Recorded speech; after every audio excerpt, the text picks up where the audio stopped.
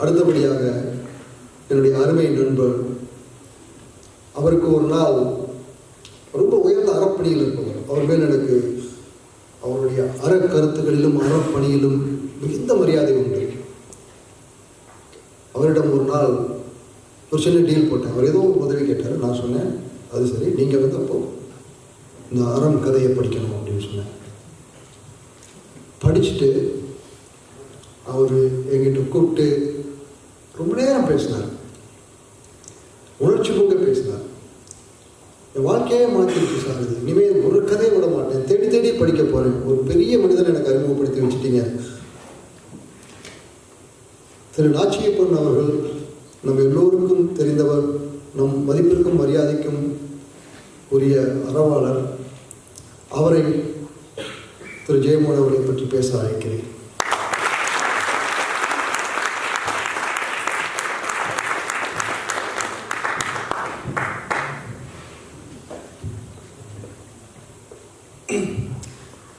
தமிழின் சமகாலத்தில் இன்றைக்கு இருக்கக்கூடிய ஆகச்சிறந்த எழுத்தாளர் திரு ஜெயமோகன், எழுத்தாளர் திரு அஜிதன் உள்ளிட்ட இந்த அறிவார்ந்த சபைக்கு என்னுடைய வணக்கம். வடதமிழ் சங்கத்திற்கும் வடதமிழ் சங்கத்தின் தலைவர் திரு ஜோ கருணா அவர்களுக்கும் அருட்செல்வம் அவர்களுக்கும் மற்றும் நிர்வாகத்தினர் அவர்களுக்கும் என்னுடைய நன்றியையும் வணக்கத்தையும் தெரிவித்துக் கொள்கிறேன். நண்பர்களே, இந்த நிகழ்வு என்பது மிக முக்கியமான நிகழ்வு. இது ஏன் சொன்னால், வடதமிழ் சங்கம் எனக்கு ஒரு 15 ஆண்டுகளாக நல்ல பரிச்சயம். 2018ஆம் ஆண்டு நான் இதற்கு தலைவராகவும் இருந்தேன். எங்களுக்கெல்லாம் தோன்றாத ஒன்று இன்றைக்கு இவர்களுக்கு தோன்றி எழுத்தாளர்களை, இலக்கியவாதிகளை கூட்டி வந்து நாம் கௌரவிக்க வேண்டும், அவர்களை போற்ற வேண்டும், பாராட்ட வேண்டும் என்ற எண்ணம் தோன்றி அதை செயல்படுத்தி கொண்டிருக்கிறார்கள் என்பதற்கு என்னுடைய பெரிய வணக்கமும் நன்றியும் மரியாதை. திரு ஜெயமோகன் அவர்களை பற்றி நான் பேசுவது என்பது நம்ம ஊரில் சொல்கிற மாதிரி தான், சூரியனுக்கு டார்ச் லைட் அடித்து காமிக்கணுங்கிறது கிடையாது. ஒரு பெரிய கடலை கொண்டு ஒரு குப்பியில் அடைப்பது என்பது சாத்தியமாகாது. அது எனக்கு முடியவும் முடியாது. 2 டிஸ்க்ளைமர்ஸ் நான் ஃபஸ்ட்டு சொல்லிவிட்டு அப்புறம் நான் என்னுடைய சிறு உரையை சொல்கிறேன். என்ன அப்படின்னா வந்து, எனக்கு திரு ஜெயமோகன் அவர்களையும் திரு அஜிதன் அவர்களையும் ரொம்ப தெரியாது, அதுதான் உண்மை. திரு ஜெயமோகன் அவர்களே ஒரு 6 மாதத்துக்கு முன்பு திரு அருட்செல்வம் அவர்கள் எனக்கு ஒரு டெக்ஸ்ட் அனுப்பிச்சிருந்தாங்க. என்ன அப்படின்னா வந்து, Nachi can we have a chat for few minutes. நான் உடனே, நான் பெரிதும் மதிக்கக்கூடிய திரு அருட்செல்வம் ஒரு டெக்ஸ்ட் வருதுன்னா நான் உடனே ஃபோன் பண்ணேன். என்ன அருட் சொல்லுங்கள். இல்லை, இந்த மாதிரி எழுத்தாளர் ஜெயமோகன் இருக்காங்க, நான் அவரை வந்து நம்ம ஃபாலோ பண்ணிகிட்டு இருக்கிறேன். அவரை வச்சு நம்ம வடதமிழ் சங்கத்திலேயோ இல்லை யூகேல நம்ம வந்து நேரடியாகவோ இணைய வழியிலேயோ நம்ம வந்து ஒரு நிகழ்வு நடத்த வேண்டும், அதனால் மக்கள் பயன்பெறுவார்கள் என்று சொன்னார். நான் சொன்னேன், நிச்சயமாக பண்ணலாம், நான் என்னால் முடிந்த என்னென்ன ஆதரவு தர முடியுமோ நான் அதை செய்கிறேன் என்று சொன்னேன். அப்போது நான் அவர்கிட்ட சொன்னேன், தப்பாக நினச்சிக்காதீங்க, எனக்கு இந்த வாசிக்கிற பழக்கங்கிறதெல்லாம் கிடையாது. ஒரு புஸ்தகத்தை எடுத்தால் ஒரு 4 பக்கம் படிக்கிறதுக்குள்ளே தூக்கம் வந்துடும். அதுக்கு மேலே புத்தி அப்படியே நம்மளுக்கு ரெஸ்ட்லெஸ் ஆகிடும். என்னால் படிக்கவே முடியாது, நான் படிக்கிற பழக்கம் எனக்கு சுத்தமாக கிடையாது அப்படின்னு சொன்னேன். அது சரி நாச்சு, அதை பற்றி பிரச்சனை இல்லை. இந்த அறம்னு ஒரு புஸ்தகம் இருக்குது, அதை மட்டும் கஷ்டப்பட்டு வாசிச்சிருங்க, உங்களுக்கு பிடிக்கும் அப்படின்னாரு. சரி அருட் அப்படின்னு சொல்லிட்டு அப்போ அந்த ஃபோன் கால் முடிஞ்சிருச்சு. இந்த அறம் என்ற அந்த வார்த்தையை கேட்டோன்னே என்னால் அப்படி, அது ரொம்ப ஒரு பவர்ஃபுல்லான ஒரு வார்த்தை. அறம்ங்கிறது ஒரு ரொம்ப பவர்ஃபுல்லான ஒரு வார்த்தை. நம்ம எல்லாருமே ஒரு அறவான்களாக, ஒரு அறம் செய்யக்கூடிய ஒரு அறவழியில் நடக்கணும் அப்படிங்கிறது தான் நம்மளுடைய எண்ணமாக இருக்குது. எல்லாருக்குமே நல்லவர்களாக இருக்க வேண்டும், அறவழியில் நடக்க வேண்டும். அதனால அந்த அறம் என்பது மனசுக்குள்ளே போட்டு அரிக்க ஆரம்பிச்சது. ஒரு 15 ஆண்டுகளுக்கு முன்பு நான் ஒரு நிறுவனம் தொடங்கிய பொழுது அந்த நிறுவனத்திற்கு அறம் என்று தான் பெயர் வைத்தேன். அந்த நிறுவனம் இன்னைக்கு நல்லா நடந்துகிட்டு இருக்கு. அதிலிருந்தே அந்த அறம் என்று. அப்புறம் கோவிட் டைமில் வள்ளுவரை படித்தேன். வள்ளுவரை படித்த போது அவர் அறநூல் திருக்குறள் என்று சொல்லும்போது வள்ளுவரை பரிமேலழகரின் ஊடாக படித்தேன். 3 வருடம் தொடர்ந்து படித்து இணைய வழியிலே மக்களோடு கலந்துரையாடக்கூடிய ஒரு செயல் கிடைத்தது. அப்போ திரும்ப அறம்னா என்ன, அப்போ வள்ளுவர் சொல்றது இல்லறம் துறவரம், பற்றுவதும் அறம்தான், பற்று விடுவதும் அறம்தான் அப்படின்னு வள்ளுவர் சொல்றாரு. அதற்கு உரை எழுதிய பரிமேலழகர் சொல்றாரு, விதித்தன செய்தலும் விளக்கியன ஒழித்தலும் அறமே அப்படிங்கிற. இதை செய்யாத செய்யாத அப்படின்னு பெரியவங்க சொல்லியிருக்கிறபடி நீ வாழ்ந்தினா அறவழியில் நீ வாழ்றேன்னு அர்த்தம் அப்படிங்கிற. அப்போது ஔவையார் என்னன்னா ஈதல் அறம் அப்படிங்கிறாங்க.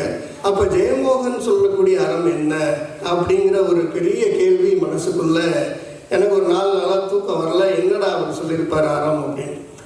அந்த புஸ்தகத்தை என்னோட கிண்டலில் பதிவிறக்கம் பண்ணி வாசிக்க ஆரம்பித்தேன். முதல் கதையிலேயே அப்படியே என்னை போட்டு துவம்சம் பண்ணிட்டார். ஏன் அப்படின்னா நான் என்னுடைய பேக்ரவுண்ட், நான் செட்டிநாட்டிலேருந்து வர்றேன். இந்த கதையும் முதல் கதையை பார்த்தீங்கன்னா அங்கே திரு ஜெயமோகன் அவர்கள், இது உண்மையில் நடந்த கதை. அவர் கும்பகோணத்தில் போய் ஒரு பெரிய எழுத்தாளரை சந்திக்கிறார், ஒரு வயதான எழுத்தாளரை. அந்த எழுத்தாளர் சொல்வதாக இந்த கதை வருகிறது. அவருடைய இள வயதிலே மிகவும் கஷ்டப்பட்ட காலத்திலே திருச்சியில் போய் ஒரு புஸ்தகம் வெளியிடக்கூடிய மெய்யப்பா பிரதர்ஸ் அப்படின்னு சொல்லக்கூடிய ஒரு புஸ்தக பதிப்பகத்தில் போய் அவர் கதைகளை எழுதி கொடுத்து அதிலிருந்து பணம் பெற்று தன்னுடைய வாழ்க்கையை நடத்தி கொண்டிருக்கிறார். அப்பேற்பட்டவர் அந்த கஷ்ட காலத்தில் அவங்க உனக்கு 1940-50களில் நடக்கக்கூடிய கதை, நீ ஒரு 100 கதை எழுதி கொடு, ஒரு வருஷத்தில் உனக்கு 5000 ரூபா தர்றோம் அப்படிங்கிறாங்க. இவருடைய பெண்களுடைய திருமணத்தை அதை நம்பித்தான் அவர் முடிவு பண்ணுறாரு. சரின்னு சொல்லி இவர் எழுதி கொடுத்ததுக்கு அப்புறம் அவங்க ஒரு 2000 வரைக்கும் கொஞ்சம் கொஞ்சமாக கொடுத்துட்டு 3000 ரூபாய் கொடுக்காம விட்டுடுறாங்க. அதுக்கப்புறம் அந்த பெரியவர் இந்த செட்டியார்கிட்டையும் சரி ஆட்சி அவங்க வீட்டில் இருக்கிற ஆட்சிகிட்ட போய் அழுது புலம்புகிறார். இங்கே பாரு உன் புருஷன் இந்த மாதிரி என்னை ஏமாற்றிட்டான் அப்படின்னு. வீட்டில் இருக்கிற பெரிய ஆட்சி கதிகலங்கி போகுது. என்னடா இப்படி ஒரு புலவர் நம்ம வீட்டில் இப்படி புலம்புறாரு அப்படின்னு சொல்லிட்டு வீட்டில் இருந்து ஒரு அறம் பாடுகிறார். அறம் பாடுவது என்பது ஒரு பெரிய அநீதி இழைக்கப்பட்ட ஒருவர் தன்னுடைய அநீதிக்கு எதிராக ஒரு இயற்கையோ ஒரு தெய்வத்தையோ வேண்டி எனக்கு அநீதி இழைத்தவன் அழிந்து போக வேண்டும், அவன் குலம் நாசமாக வேண்டும் என்று பாடக்கூடிய ஒரு செய்யலை அறம் பாடுவது என்று சொல்வது. அதுதான் மரபு. அப்படி ஒரு அறம் பாடிவிட்டு வருகிறார்.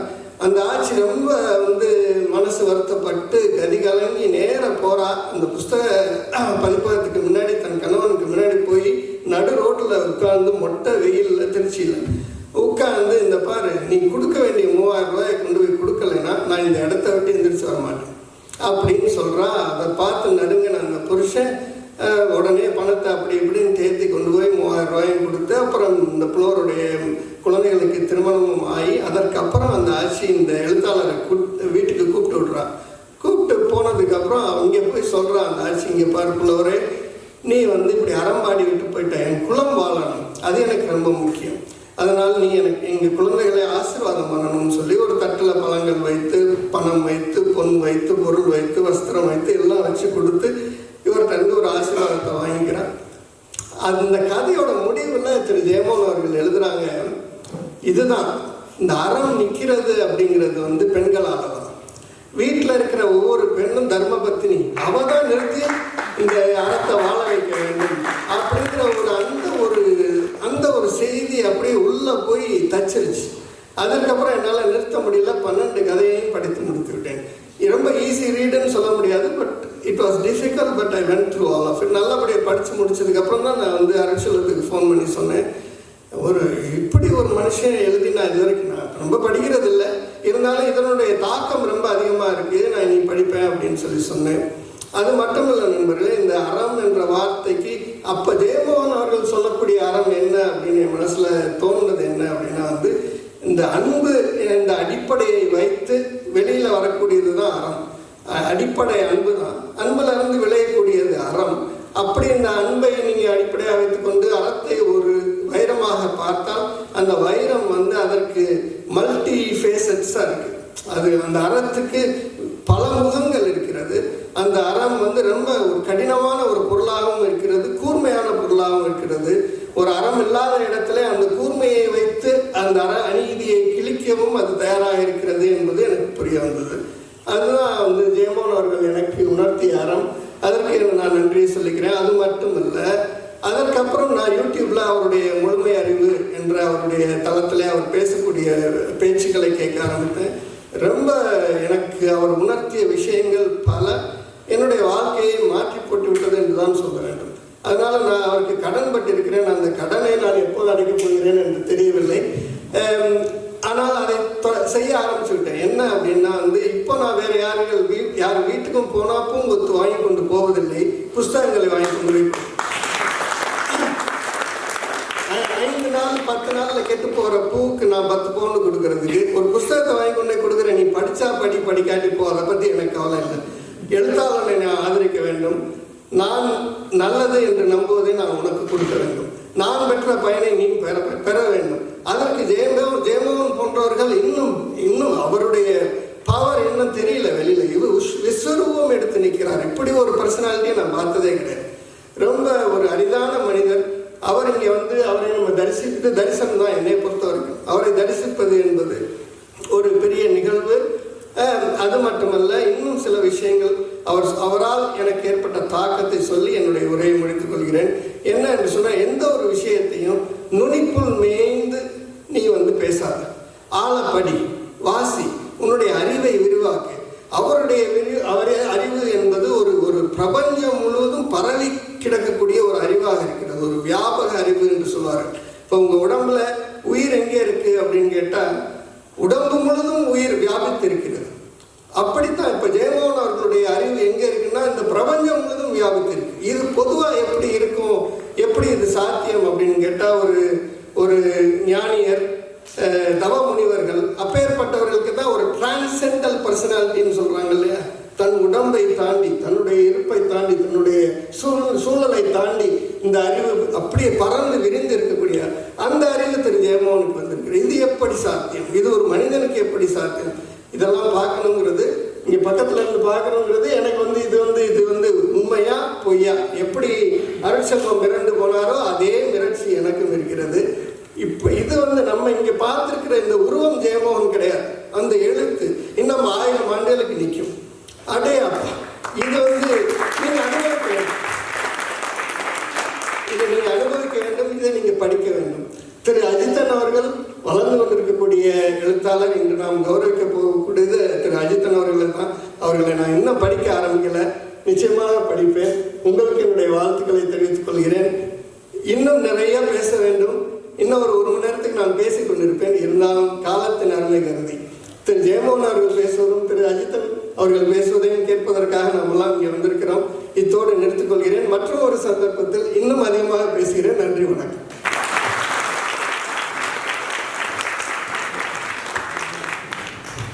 நன்றி நாச்சியப்பன். தெளிவாக ரொம்ப அழகாக சொன்னீங்க. அந்த ஆட்சி திருச்சி வெயிலில் நடு ரோட்டில் உட்காந்துருவாங்க. அந்த பணத்தை கொடுக்குற வரைக்கும் எழுந்திருக்க மாட்டாங்க. அவங்க தோல் உரி அந்த ரோடோடு ஓட்டிங்க. அந்த ஆட்சியோட அறம் அதுதான் நம்ம எல்லாருக்கும் கொண்டு போய் சேர்க்கணும். அதை நாச்சியப்பன் ரொம்ப நல்லா சொன்னார். அவர் சொன்ன அறத்தை செயல்படுத்தணும். அவர் புஸ்தகம் கொடுப்பேன்னு சொன்னார். நாங்கள் கொஞ்சம் புத்தகங்கள் கொண்டு வந்திருக்கிறோம். திரு ஜெயமோகன் அவர்களின் அறம் புத்தகங்கள் கொஞ்சம் இருக்கின்றன. அஜிதன் ஜெயமோகனின் 3 புத்தகங்களும் எங்களிடம் இருக்கின்றன. பார்கவி வைத்திருக்கிறார். இங்கே இருப்பவர்கள் தயவு செய்து வாங்கி படியுங்கள். நாங்கள் உங்கள்கிட்ட எவ்வளோ பணம் வாங்குறதுன்னு யோசித்தோம். ஒரு புத்தகத்துக்கு 1000 பவுண்டு வைக்கணும். நிஜமாகவே விலை இல்லை, அந்த புத்தகத்துக்கு விலை இல்லை. நீங்கள் வாங்கிட்டு போய் படிங்க. அப்புறம் நாதன் தமிழ் அசோசியேஷன் ஒரு டொனேஷனாக கொடுங்க, உங்கள் இஷ்டப்படி. முதல்ல வர்றவங்களுக்கு தான் கிடைக்கும். அப்புறம் சார்ட்டை நீங்கள் கையெழுத்து வாங்கிக்கலாம். அந்த பார்கவியை பார்த்து வாங்கிக்கோங்க.